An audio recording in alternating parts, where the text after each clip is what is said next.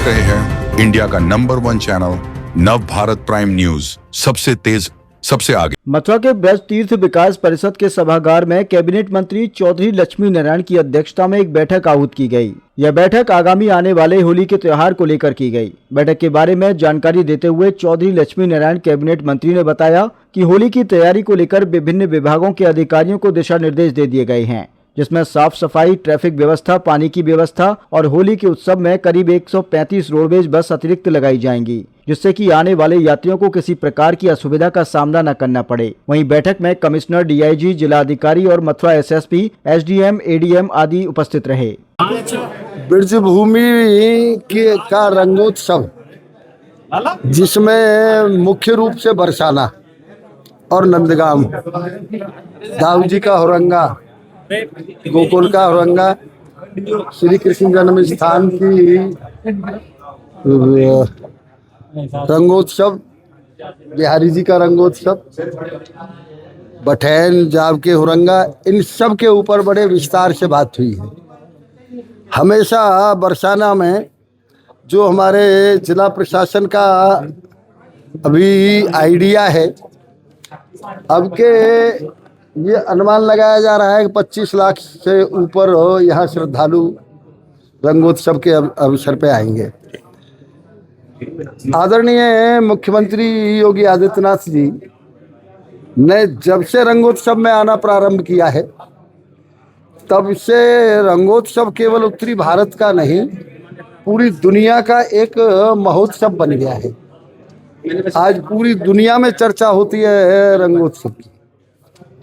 इस रंगोत्सव के अवसर के लिए हमारे ब्रजवासी, क्योंकि ब्रज से एक परसेप्शन लेके जाए आदमी, एक ब्रज भूमि प्रेम की भूमि है, राधा रानी की भूमि है, भगवान कृष्ण की लीलाओं की भूमि है। यहाँ कण कण में राधा रानी और भगवान कृष्ण की लीला है। तो यहाँ से ये आदमी, जो भी श्रद्धालु आए, वो यहाँ से ये परसेप्शन लेके जाए एक ये ब्रजभूमि वास्तव में आज भी वही है जो द्वापर में थी। इसलिए चाहे सफाई के निर्देश दिए गए हैं, पूरी तरह से सफाई होगी। जितने हमारे कुंड हैं या गोवर्धन ड्रेन हैं, सिंचाई विभाग को निर्देश दिए गए हैं कि उनकी सफाई की जाए।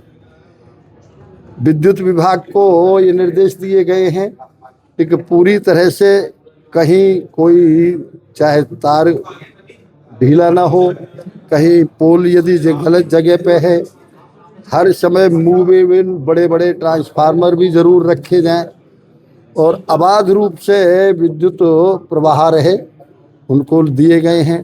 ट्रांसपोर्ट के लिए जिलाधिकारी जी ने अभी उनको ट्रांसपोर्ट वालों को जो बुलाया, तो सरकार की ओर से 170 बसें चलाई जाएंगी और मुख्य रूप से जो 170 बस चलाई जाएंगी मथुरा से, वृंदावन से, छाता से, कोसी कला से, गोवर्धन से, इन रूटों से मुख्य रूप से ये बसें चलाई जाएंगी।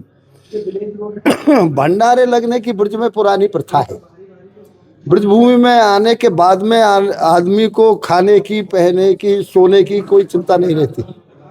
यहाँ ब्रजवासी ही इतना उनका सम्मान करते हैं कि उन्हें किसी प्रकार की कोई दिक्कत नहीं होती। ये एक केवल पर्यटन का ही साधन नहीं है, ये यदि मैं कह सकता हूँ ये रोजगार का भी बहुत बड़ा साधन है। क्योंकि जैसा आप सब लोगों ने देखा, महाकुंभ में 67 करोड़ आदमी आया, तो प्रयागराज में लगभग 5000 करोड़ रुपए की आमदनी वहाँ के निवासियों की होटल और उनसे संबंधित हुई। तो एक रोजगार का भी साधन है। और आज सबसे बड़ी प्रसन्नता ये है एक आदरणीय योगी जी का जो विशेष रूप से ध्यान है अयोध्या पे, काशी पे, ब्रज पे, तो उनकी वजह से वो हर साल होली पे आते हैं। इसलिए और ज़्यादा से ज़्यादा श्रद्धालु यहाँ आना प्रारंभ हुए हैं। मैं सभी विभागों से हमने ये आज तय किया है। हमारे जिलाधिकारी, हमारे कमिश्नर साहब और हमारे डीआईजी, एसएसपी, सब अभी निरीक्षण करने भी स्थलीय निरीक्षण के लिए जा रहे हैं और जो भी व्यवस्था में कोई कमी होगी उस व्यवस्था को। इस बार सीएम साहब का कार्यक्रम संभावित हो सकता है। वैसे तो हमेशा आते ही हैं, वो तो उनकी श्रद्धा है, वो तो श्री जी के दर्शन करने आते हैं, बिहारी जी के दर्शन करने आते हैं। सीएम साहब से वोट